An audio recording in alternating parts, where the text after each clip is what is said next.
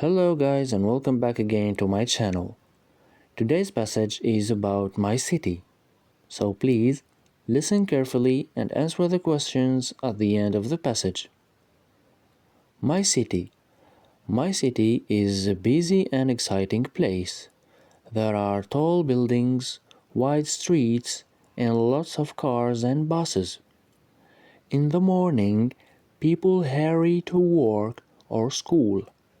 Parks are my favorite part of the city because they are full of green trees, flowers, and playgrounds where children can play. On weekends, my family likes to visit the city zoo. We see lions, monkeys, and colorful birds. The zoo is always fun and teaches us about animals.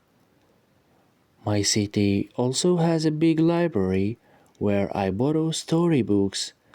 I love my city because it has everything I need to learn, play, and explore. Questions. What can you see in the city in the morning? Why does the writer like the parks? What animals does the writer see at the zoo? Where does the writer borrow storybooks?